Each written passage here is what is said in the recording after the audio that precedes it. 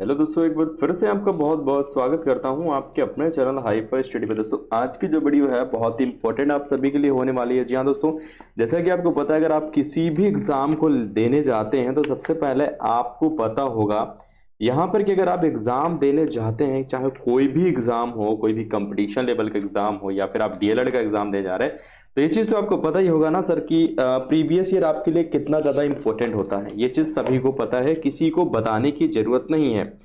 अब यहाँ पर हम बात करेंगे दोस्तों 2017 का प्रीवियस ईयर पेपर, जो कि आपको पता है 2016 का प्रीवियस ईयर पेपर जो है वो मैं ऑलरेडी आप सभी को करवा चुका हूँ।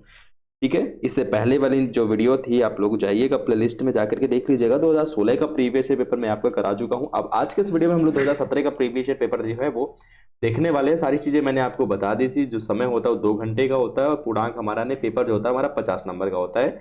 2017 का ये पेपर है। ठीक है, 2017 का ये पेपर है और सभी प्रश्न करना अनिवार्य। ये सारी चीजें मैं आपको इससे पहले वाले वीडियो में बता चुका हूँ। फालतू टाइम वेस्ट करने की जरूरत नहीं है आप सभी के लिए, है ना। तो आपको पता है यहाँ पर कि आपका भी टाइम बहुत ही महत्वपूर्ण है। इस टाइम आप जितना कम टाइम में जितना ज्यादा कवर कर सकते हैं वो आपके लिए इंपॉर्टेंट होता है। लेकिन एक चीज मैं आपको बता दूं, कोई भी प्रीवियस ईयर पेपर बिल्कुल भी मिस मत करिएगा। एक चैप्टर आप मिस कर देते हैं वो एक बार चल जाता है, बट प्रीवियस ईयर बिल्कुल भी मिस मत करिएगा। क्योंकि अगर आपसे यहाँ पर थोड़ी सी भी मिस्टेक हो गई, प्रीवियस ईयर आपने नहीं देखा, तो आपके लिए बहुत ज्यादा घाटा हो सकता है, बहुत घाटे में जा सकते हैं आप लोग। प्रीवियस ईयर क्वेश्चन डेफिनेटली पूछा जाता है। सबसे पहले क्वेश्चन की बात करते हैं कि वास्तव में लिखित सामग्री को पढ़ते हुए अर्थ प्रकट करने की प्रक्रिया को पठन या वाचन कहते हैं। यह कथन किसका है? ये 1 नंबर का क्वेश्चन है, जो कि 1 नंबर सामने दिया रहता है, सभी के सामने 1 नंबर दिया रहता है। कितना क्वेश्चन कितने नंबर का है? ठीक है, तो यहाँ पर बेसिकली डॉक्टर रघुनाथ सफाया, श्री रमन बिहारी लाल या डॉक्टर उमा मंगल या फिर लुइस।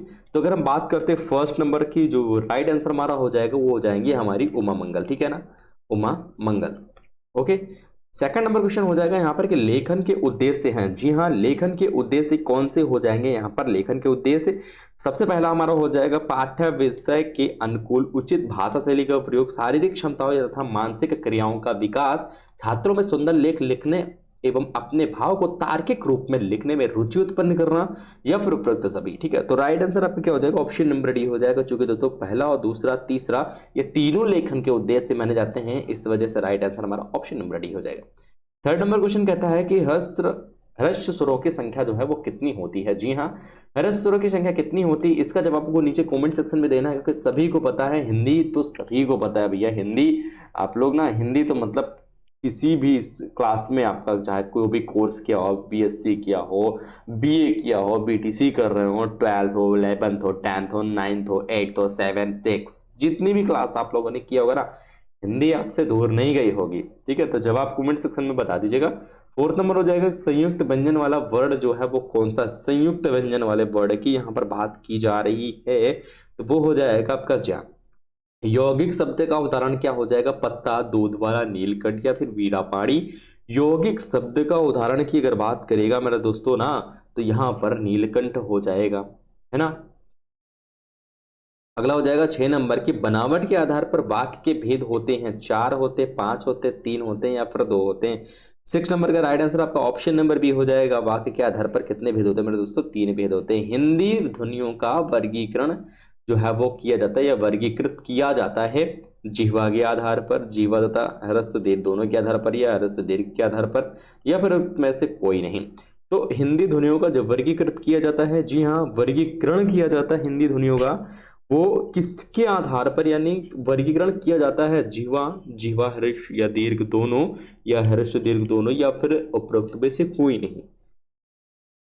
बिल्कुल, क्या हो जाएगा यहाँ पर देखिए, एक तो आपका जिह्वा के आधार पर करेंगे, एक ह्रस्व और दीर्घ के आधार पर भी करेंगे। इस वजह से डेफिनेटली हम लोग ऑप्शन नंबर सी की साइड चले जाएंगे, जिह्वा तथा ह्रस्व दीर्घ दोनों के आधार पर। ठीक है, दोनों के आधार पर चले जाएंगे। अगला हमारा क्वेश्चन हो जाएगा कृत्रिम शब्द का विलोम क्या हो जाएगा? स्वाभाविक हो जाएगा, ईश्वरीय हो जाएगा, प्राकृतिक हो जाएगा, या उपरोक्त में से कोई नहीं। तो कृत्रिम जो है, कृत्रिम शब्द जो है वो क्या है? सबसे पहले हम लोग क्या ही समझेंगे ना, कृत्रिम क्या होता है।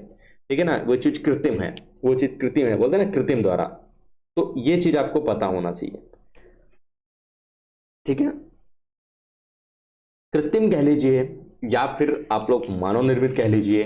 ठीक है, उसका विलोम क्या होता है? प्राकृतिक होता है। ठीक है, प्राकृतिक मतलब जो हमें प्रकृति ने दिया है, जो हमें भगवान ने दिया है, ईश्वर ने जो दिया है, ठीक है, वो चीज प्राकृतिक होती है, बट कृत्रिम रूप से जो मानव द्वारा निर्मित होती है ना।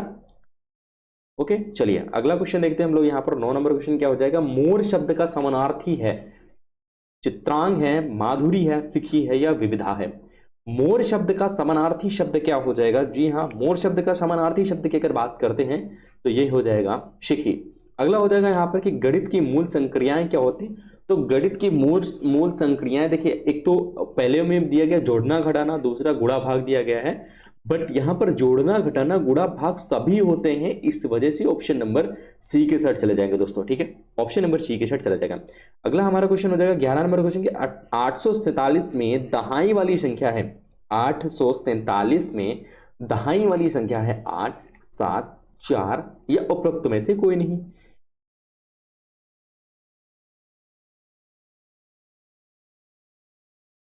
क्लियर? बिल्कुल 11 नंबर, बिल्कुल बिल्कुल 11 नंबर क्या हो जाएगा? यहां पर क्या हो जाएगा? दाएं वाली संख्या क्या हो जाएगी? देखिए, इकाई हमारी 7 हो जाएगी, दाएं हमारी 4 हो जाएगी और सैकड़ा हमारा 8 हो जाएगा। तो सिर्फ पूछा क्या गया? दाएं वाली संख्या पूछी गई है, तो 4 हो जाएगा। अगला हो जाएगा 12 नंबर क्वेश्चन की गणित की मूल संक्रियाएं हैं 6, 5, 4 या फिर 8। तो अभी आपको मूल संक्रियां 10 नंबर वाले क्वेश्चन में बताया गया कितनी संक्रियां हैं? जोड़ घटाना गुणा भाग 4 संक्रियां हैं। तो भैया ऑप्शन नंबर बी को लॉक कर देंगे, यहां पर ऑप्शन नंबर बी को लॉक कर देंगे, 4 संक्रियां होती हैं। अगला हो जाएगा सबसे छोटी सम अभाज्य संख्या है। फटाफट कमेंट सेक्शन में बौछार कर दीजिए आंसर की जल्दी से। भाषा की संक्रिया नहीं है, तो भाषा की संक्रिया नहीं है भाज्य, भागफल, गुणक या फिर भाजक। भाषा की संक्रिया की यहां पर बात की गई है ना।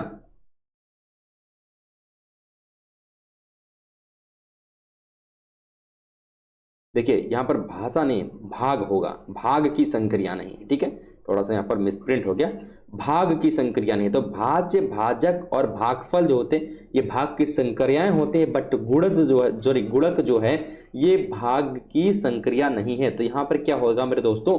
यहाँ पर थोड़ा सा क्वेश्चन यहाँ पर जो है बुक में थोड़ा मिस्टेक दिया गया है, मिसटाइपिंग दिया गया है, भाषा नहीं ये भाग होगा यहाँ पर, है ना, भाग की संक्रिया। अगला हो जाएगा 15 नंबर क्वेश्चन। 13 संख्या है, सम है, विषम है या दोनों है या प्रकृति में से कोई नहीं। तो 13 क्या है?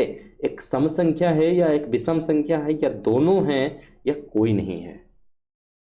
आपको तो पता है ना क्या हो जाएगा? विषम संख्या, क्योंकि 2 से डिवाइड नहीं हो रही है इस वजह से सम संख्या नहीं हो सकती है। चलिए अति लघुत्तरी वाले पार्ट को हम लोग देखते हैं फटाफट अंदाज में। अति लघुत्तरी वाला पार्ट हम देखते हैं।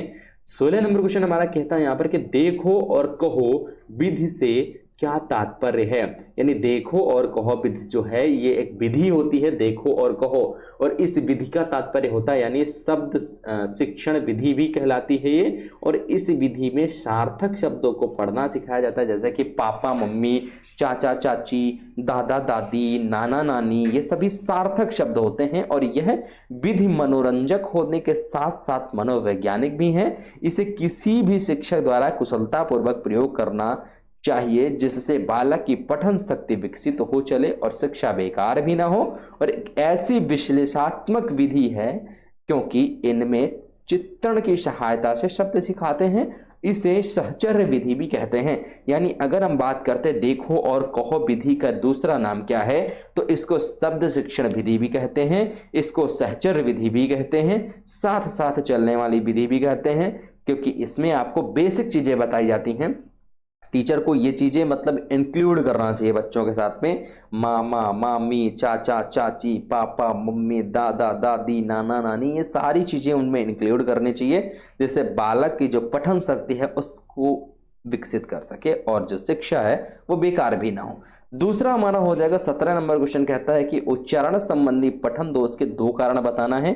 एक तो आपका शारीरिक दोष होता है, एक शर्मीला स्वभाव होता है। शारीरिक दोष में ऐसे दोष होते हैं जो कुछ दोष ऐसे भी होते हैं जिससे बालक जो है ग्रसित होता है, अभिज्ञता अशुद्ध उच्चारण करता है ना। शारीरिक जैसे कि मान लीजिए कभी ओठ का बच्चे का ऑपरेशन हुआ है ना, तो वो शुद्ध उच्चारण नहीं कर पाएगा, या फिर कभी कभी बच्चे हकलाने लगते हैं, तो ये सारी चीजें होती है। बाकी शर्मीला स्वभाव जो होता है वो शर्मीला होता है यानी संकोच होता है बच्चे में, ठीक है, थोड़ी शर्म होती है कि मैं उनके सामने ये चीजें कैसे प्रेजेंट कर पाऊंगा, तो वो सारी चीजें अवरोध लाती हैं वचन में। ठीक है, एक तो शर्मिला स्वभाव, एक शारीरिक दोष भी होता है। शारीरिक दोष में आपका शरीर से रिलेटेड कोई ना कोई अंग से रिलेटेड होता है, या फिर हकलाने की भावना होती है, जीभ में लड़खड़ाने की भावना होती है, ये सारी चीजें शारीरिक दोष में आती हैं। ओके, नेक्स्ट हो जाएगा आपके यहाँ पर 18 नंबर क्वेश्चन के लेखन का क्या अर्थ होता है, यानी जब हम अपने विचारों या भावों को लिखकर अभिव्यक्त करते हैं, किसी को हम अपना लिखकर भाव अभिव्यक्त करते हैं, तो वो हमारी अभिव्यक्ति लेखन कहलाती है, लेखन कहलाती है। ठीक है, और दूसरा हमारा क्वेश्चन हो जाएगा यहाँ पर 19 नंबर क्वेश्चन के प्रतिलिपि लेखन से आप क्या समझते हैं, यानी प्रतिलिपि लेखन का आशय यह है देखकर लिखने से है। प्रतिलिपि यानी सीधे सीधे वो जो प्रतिलिपि है उसको हम लिपि को, जो लिखी हुई उसी लिपि को हम लिख रहे हैं, सेम जो उसमें लिखा हुआ है वही हम यहाँ पर छाप रहे हैं। यानी इसमें पुस्तिकाओं के पृष्ठ के ऊपर प्रथम पंक्ति में सुंदर सुडोल समानुपाती मोटे व बड़े अक्षरों में वाक्य छपे होते हैं, तथा बाद में लगभग 2 या 3 पंक्तियों में डॉटेड लाइनों से हल्का हल्का छपा होता है। शेष पृष्ठ पर केवल बच्चों को लिखने के लिए स्थान दिया जाता है और बच्चे को हल्का लिखे हुए पेंसिल घुमाकर अक्षरों को बनाने का अभ्यास कराया जाता है, स्वयं लिखाया जाता है।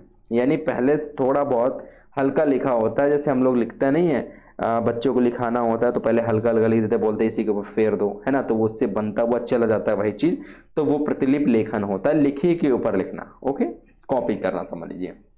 देखिए कॉपी तो अलग चीज हो गई, बट उसी के ऊपर लिखना। बाकी 11-12 वर्ण किसे कहते हैं, यानी वर्ण उस मूल ध्वनि को कहते हैं जिसके खंड या टुकड़े नहीं किया जा सकते, जैसे अ, छोटा अ, बड़ी ई, व, च, क और ख, ये सभी हैं। ठीक है, अगला हो जाएगा हमारा स्पर्श व्यंजन किसे कहते हैं, यानी स्पर्श का अर्थ होता है छूना। जिन व्यंजनों का उच्चारण करते समय जीभ मुख की किसी भाग जैसे कंठ, ताल, मूर्धा, दांत अथवा ओष्ठ को स्पर्श करती है, उन्हें स्पर्श व्यंजन कहते हैं। दोस्तों एक चीज मैं आपको बता दूं, ये जो सब्जेक्ट है आपकी आरंभिक स्तर जो है ना, इसमें सारी सब्जेक्टें आपको इंक्लूड मिलेंगे, इंग्लिश छोड़कर। इंग्लिश मैंने नहीं देखा, लेकिन किसी किसी में मैंने देखा भी है।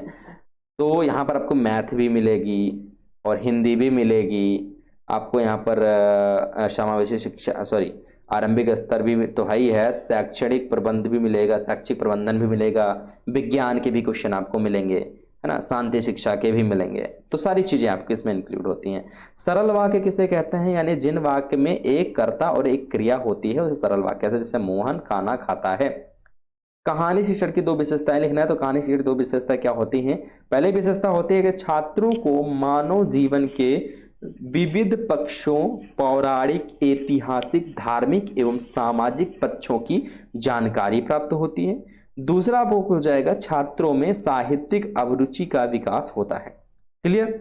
अगला हमारा यहाँ पर 24 नंबर क्वेश्चन क्या कहता है कि हंसपद विराम चिन्ह से क्या तात्पर्य है, यदि वाक्य की रचना करते समय जब कोई शब्द या वाक्य छूट जाता है तो छूटे हुए स्थान पर हंसपद ऐसे लगा देते हैं ना, जैसे कि मान लीजिए जायसी शाखा के कवि थे, तो शाखा हमने प्रेम प्रेम मार्गी छोड़ दी ना, तो ऐसे करके हम ऊपर लगा नहीं देते, तो वही चीज होता है हमारा हंसपद। ठीक है, बनी, मानी, शांति, तुकांत शब्दों के अर्थ बताए, तो बनी का वाणी हो जाएगा, मानी का अहंकारी और शानी का गर्भ हो जाएगा। शान से चलते ना, गर्भ से चलते, तो वही शानी वाला शान। प्राकृत संख्या किसे कहते हैं, यानी 1 से प्रारंभ होकर अनंत तक की संक्रियाओं को प्राकृत संख्या कहते हैं, जैसे कि 1, 2, 3 इत्यादि। सबसे छोटी विषम भाज्य संख्या कौन सी होती है, तो आपको पता ही है, सामने लिखा भी है। इकाई किसे कहते हैं, 1 अंकीय या इससे अधिक अंकीय संख्याओं में दाहिनी ओर से पहला अंक इकाई अंक कहलाता है। अगला जो हमारा क्वेश्चन दिया गया है वो देख सकते हैं आप लोग, मैथ का क्वेश्चन है कि 48 अमरूद 4 बराबर बराबर बच्चों में बांटना है, प्रत्येक बच्चे को कितने अमरूद मिलेंगे, तो यहाँ पर कितने बच्चों में बांटना, सबसे पहले वो लिख लेते हैं।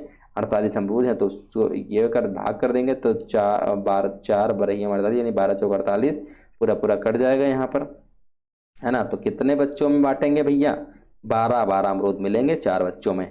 अगला हो जाएगा 30 नंबर क्वेश्चन के विस्मयादि बोधक चिन्ह का प्रयोग कब किया जाता है, तो ये चीज तो आपको पता है, जब हर्ष, शोक, भय, चिंता या आश्चर्य आदि भावों को प्रकट किया जाता है तब विस्मयादि बोधक चिन्ह लगाया जाता है, जैसे वाह कितना सुंदर फल है, हाय ये क्या हो गया, है ना, इस तरीके की चीजों में। हाय धरा पर गिरे पड़े हैं, करते हैं दशरथ क्रंदन, ये सारी चीजें मतलब ऐसे में लगाया जाता है। तो 30 क्वेश्चन थे आपके यहाँ पर बेसिकली। बाकी लघु उत्तरी क्वेश्चन आपको जो है वो तैयार करना पड़ेगा, है ना। इसके जो लघु उत्तरी क्वेश्चन वो आपको रेडी करना पड़ेगा, तैयार करना पड़ेगा, और आई होप आपके लिए वीडियो बहुत इंपॉर्टेंट लगी होगी, तो वीडियो को शेयर करिएगा दोस्त मित्रों के साथ ज़्यादा से ज़्यादा।